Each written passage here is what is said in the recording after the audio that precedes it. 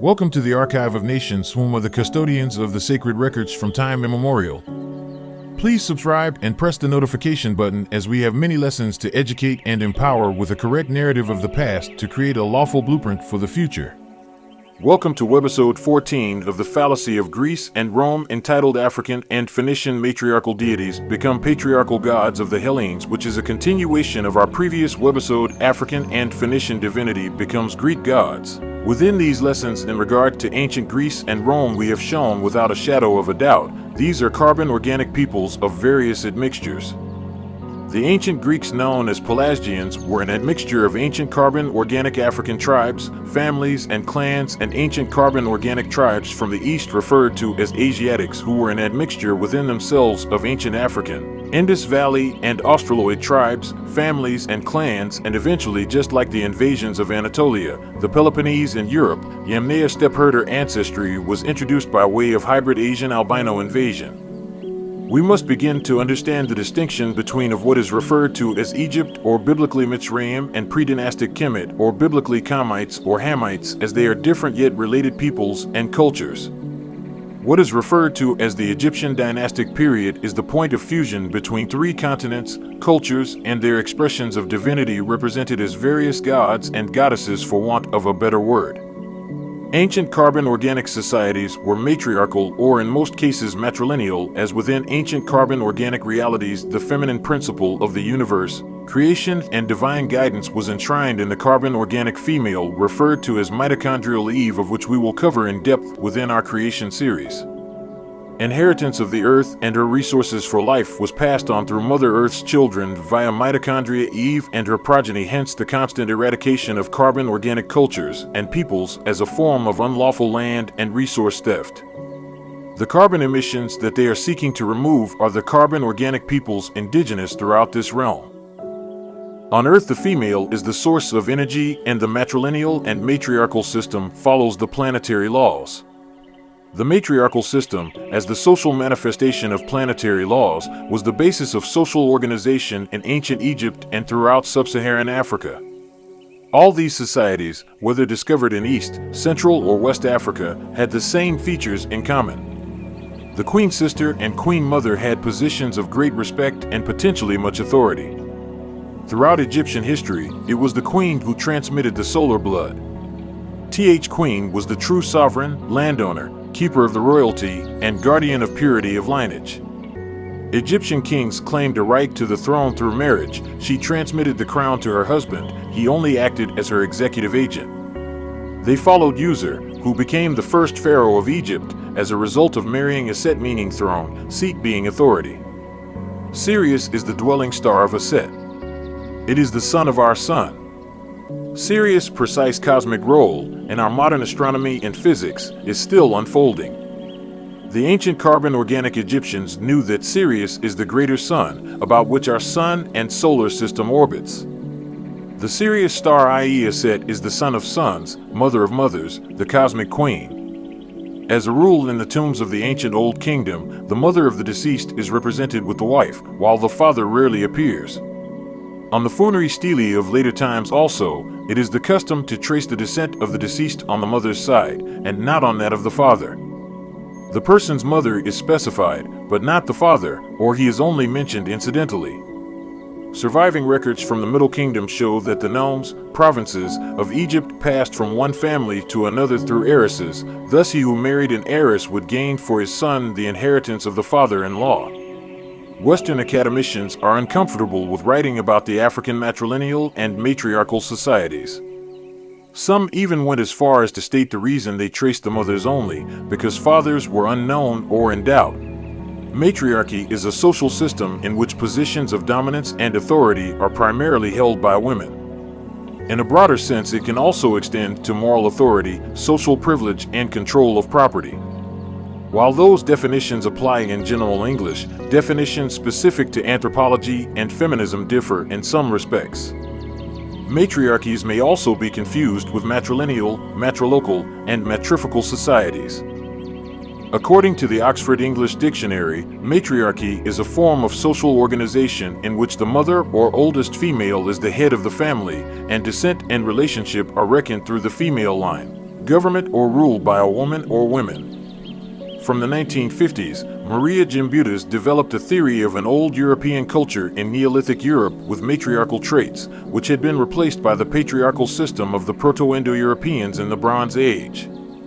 However, other anthropologists warned the goddess worship or matrilocality that evidently existed in many Paleolithic societies was not necessarily associated with matriarchy in the sense of women's power over men. According to Rohrlich, many scholars are convinced that Crete was a matriarchy ruled by a queen priestess and that Cretan civilization was matriarchal before 1500 BC, when it was overrun and colonized by the patriarchy. Also, according to Rohrlich, in the early Sumerian city-states, matriarchy seems to have left something more than a trace. One common misconception among historians of the Bronze Age, such as Stone and Eastler, is the notion that the Semites were matriarchal while the Indo-Europeans practiced a patriarchal system. An example of this view is found in Stone's When God Was a Woman, wherein she makes the case that the worship of Yahweh was an Indo-European invention superimposed on an ancient matriarchal Semitic nation. When God Was a Woman is the U.S. title of a 1976 book by sculptor and art historian Merlin Stone. It was published earlier in the United Kingdom as the Paradise Papers, The Suppression of Women's Rights. Stone spent approximately 10 years engaged in research of the lesser-known, sometimes hidden depictions of the sacred feminine from European and Middle Eastern societies in preparation to complete this work. In the book, she describes these archetypal reflections of women as leaders, sacred entities, and benevolent matriarchs, and also weaves them into a larger picture of how our modern societies grew to the present imbalanced state. Possibly the most controversial/debated claim in the book is Stone's interpretation of how peaceful, benevolent matriarchal society and goddess-reverent traditions, including ancient Egypt, were attacked, undermined, and ultimately destroyed almost completely by the ancient tribes including Hebrews and later the early Christians. To do this, they attempted to destroy any visible symbol of the sacred feminine, including artwork, sculpture, weavings, and literature. The reason being that they wanted the sacred masculine to become the dominant power and rule over women and goddess energies. According to Stone, the Torah or Old Testament was in many ways a male attempt to rewrite the story of human society, changing feminine symbolism to masculine. The book is now seen as having been instrumental in the modern rise of feminist theology in the 1970s to 1980s, along with authors such as Elizabeth Gould Davis, Riane Eastler, and Maria Gimbutas. Some have related it as well to the work of authors Margaret Murray and Robert Graves. Anthropologist and biblical scholar Raphael Patai writes in The Hebrew Goddess that the Jewish religion, far from being pure monotheism, contained from earliest times strong polytheistic elements, chief of which was the cult of Asherah, the mother goddess. Originally, Hebrews who intermarried with Canaanites adopted a Canaanite goddess. Asherah is a fertility goddess in ancient Shemitic religion. Asherah is identified as the consort of the Sumerian god Anu and Ugaritic El, the oldest deities of their respective pantheons. The title Queen of Heaven may refer to her in Jeremiah 7 verses 16 to 18 and Jeremiah 44 verses 17 to 19, 25, which is the same title as Ishtar/Isis, whom are all one and the same. This role gave her a similarly high rank in the Ugaritic pantheon. Deuteronomy 12 has Yahweh commanding the destruction of her shrines so as to maintain purity of his worship. The symbols around Asherah are so many, including the 6+ pointed star, caprids, and the like, along with lunisolar, arboreal, florid, serpentine, that a listing would approach meaninglessness as it neared exhaustiveness. Fravel's 1,000-page dissertation ends somewhat philosophically and enigmatically with the pronouncement Es gibt kein genuine Ascari iconography, meaning there is no true symbolism of Asherah. Originally, Hebrews who intermarried with Canaanites adopted a Canaanite goddess. She was worshipped in public and was represented by carved wooden poles. Numerous small nude female figurines of clay were found all over ancient Palestine, and a 7th century Hebrew text invokes her aid for a woman giving birth. In the book When God Had a Wife, The Fall and Rise of the Sacred Feminine in the Judeo-Christian Tradition by Lynn Pignett and Clive Prince, it reveals the tradition of goddess worship in early Judaism by providing historical and archaeological evidence for an earlier form of Hebrew worship with both male and female gods, including a 20th century discovery of a Hebrew temple dedicated to both Yahweh and the warrior goddess Anat. The research also explores the Hebrew pantheon of goddesses, including Yahweh's wife, Asherah, goddess of fertility and childbirth.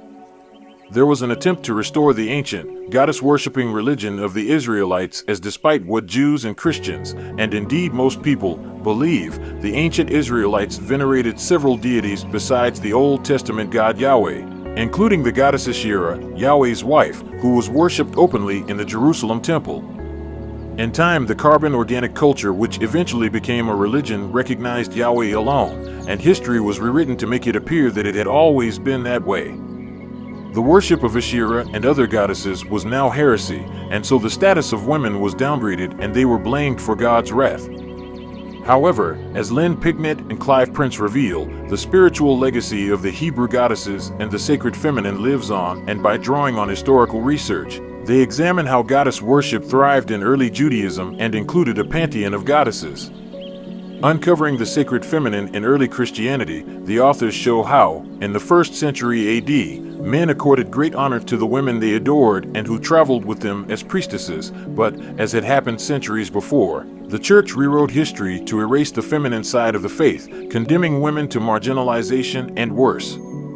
Providing all the necessary evidence to restore the goddess to both Judaism and Christianity, Picknett and Prince expose the disastrous consequences of the suppression of the feminine from these two great religions and reveal how humanity have been collectively and instinctively craving the return of the sacred feminine for millennia. But let us make this clear, the sacred feminine is not feminism, which has been adopted by carbon organic cultures, causing a present by design imbalancement, which is severely affecting carbon organic male and female dynamics in the Western Hemisphere.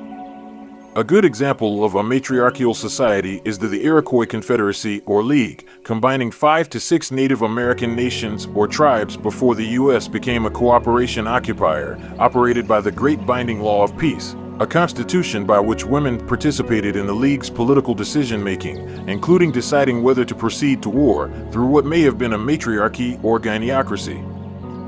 The dates of this constitution's operation are unknown. The League was formed in approximately 1000 to 1450, but the Constitution was oral until written in about 1880. In our society, women are the center of all things. Nature, we believe, has given women the ability to create. Therefore, it is only natural that women be in positions of power to protect this function. We traced our clans through women. A child born into the world assumed the clan membership of its mother. Our young women were expected to be physically strong. The young women received formal instruction in traditional planting, since the Iroquois were absolutely dependent upon the crops they grew. Whoever controlled this vital activity wielded great power within our communities. It was our belief that since women were the givers of life, they naturally regulated the feeding of our people. In all countries, real wealth stems from the control of land and its resources. Our Iroquois philosophers knew this as well as we knew natural law. To us, it made sense for women to control the land since they were far more sensitive to the rhythms of the Mother Earth. We did not own the land, but were custodians of it. Our women decided any and all issues involving territory, including where a community was to be built and how land was to be used. In our political system, we mandated full equality. Our leaders were selected by a caucus of women before the appointments were subject to popular review. Our traditional governments are composed of an equal number of men and women. The men are chiefs and the women clan mothers. As leaders, the women closely monitor the actions of the men and retain the right to veto any law they deem inappropriate. Our women not only hold the reins of political and economic power, they also have the right to determine all issues involving the taking of human life. Declarations of war had to be approved by the women, while treaties of peace were subject to their deliberations. On the other hand, matrilineality is the tracing of kinship through the female line. It may also correlate with a social system in which each person is identified with their matriline, their mother's lineage, and which can involve the inheritance of property and titles. A matriline is a line of descent from a female ancestor to a descendant of either gender in which the individuals in all intervening generations are mothers. In a matrilineal descent system, an individual is considered to belong to the same descent group as their mother. This ancient matrilineal descent pattern is in contrast to the currently more popular pattern of patrilineal descent, from which a family name is usually derived. The matriline of historical nobility was also called their agnatic or uterine ancestry, corresponding to the patrilineal or agnatic ancestry. In the late 19th century, almost all prehistorians and anthropologists believed, following Lewis H. Morgan's influential book Ancient Society, that early human kinship everywhere was matrilineal. This idea was taken up by Friedrich Engels in The Origin of the Family, Private Property, and the State. In recent years, evolutionary biologists, geneticists, and paleoanthropologists have been citing genetic and other evidence that early human kinship may have been matrilineal after all. There appears to be some evidence for the presence of matrilineality in pre-Islamic Arabia, and a very limited number of the Arabian peoples, first of all among the Amorites of Yemen, and among some strata of Nabateans in northern Arabia. In some traditional societies and cultures, membership in their groups was, and, in the following list, still is, if shown in italics, inherited matrilineal. Examples include the Cherokee, Choctaw, Gixan, Haida, Hopi, Iroquois, Lenape, Navajo, and Tlingit of North America, the Cabicare and Bribri of Costa Rica, the Naso and Cuna people of Panama, the Kogi, Wayu and Carib of South America, the Minangkabau people of West Sumatra, Indonesia and Negri Sembilan, Malaysia, the Trobrianders, Dobu and Nagavisi of Melanesia, the Nairs, some Thiyas and Muslims of Kerala and the Mogaviras, Balavas and the Bunts of Karnataka in South India, the Khasi, Jaintia, and Garo of Meghalaya in northeast India and Bangladesh, the Ngalips and Sharchaps of Bhutan, the Mosuo of China, the Kaya of Southeast Asia, the Picti of Scotland, the Basques of Spain and France, the Ainu of Japan, the Akan including the Ashanti, Bono, Akwamu, Fanti of Ghana, most groups across the so-called matrilineal belt of south-central Africa, the Nubians of southern Egypt and Sudan, and the Tuareg of West and North Africa, the Serer of Senegal, the Gambia, and Mauritania. What you may notice is the matriarchal and matrilineal societies of the world are predominantly carbon organic peoples, or in lands where carbon organic families, tribes, and clans at one point ruled before hybrid Asian albino miscegenation. We will explore this in later subject material within the matters of law. All earth rights belong to the Great Mother and her creator children in this physical realm of manifestation. A good example of carbon organic tribes, families, and clans who live a matrilineal lifestyle are the Akan, who according to oral tradition migrated from the Levant region of Canaan through ancient Egypt into present-day Ghana. The Akan people are a Kwa group living primarily in present-day Ghana and in parts of Ivory Coast and Togo in West Africa. The Akan speak dialects within the central Tano branch of the Potu-Tano subfamily of the Niger-Congo family. Subgroups of the Akan people include the Agona, Akwapum, Akwamu, Akium, Ani, Ashanti, Baal, Bono, Chikosi, Fanti, Kwahu, Sefwi, Wassa, Ahanta, and Nzima, among others. The Akan subgroups all have cultural attributes in common, most notably the tracing of matrilineal descent in the inheritance of property and for succession to high political office. Akan people are believed to have migrated from smaller kingdoms in the western Sudan region to their current location around the 11th century. The traditional Akan economic, political, and social organization is based on maternal lineages, which are the basis of inheritance and succession. A lineage is defined as all those related by matrilineal descent from a particular ancestress.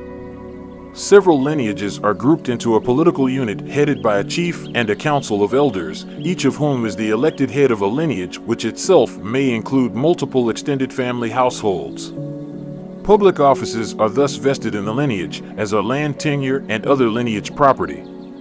In other words, lineage property is inherited only by matrilineal kin. The principles governing inheritance stress sex, generation, and age, that is to say, men come before women and seniors before juniors. When a woman's brothers are available, a consideration of generational seniority stipulates that the line of brothers be exhausted before the right to inherit lineage property passes down to the next senior genealogical generation of sisters' sons.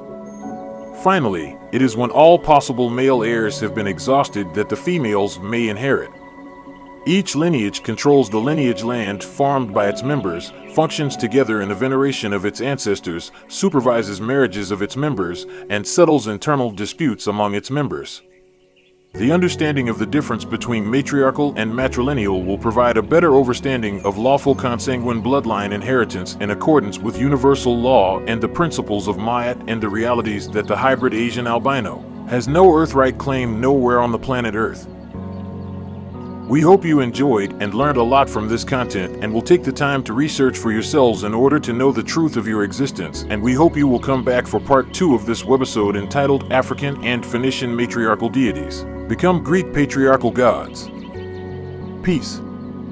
Join us on the next episode as we continue to unravel the mysteries of our past to create a better blueprint for the future for all fallen humanity. This series, The Claim of Thrones, will take you on a journey through the universe, across the galactic heavens to the eventual seeding of the planet Earth. This series will also cover the hidden realities of how humanity came about, the various cataclysms and restarts, and follow the various bloodlines of indigenous rights of inheritance. This narrative sets the sacred record straight in regards to who's who on the planet Earth and begins the journey of the lawful reversion and restitution for the heirs of Mother Earth. If you like this content, please subscribe and hit the notification button, as well as support across our many social media platforms.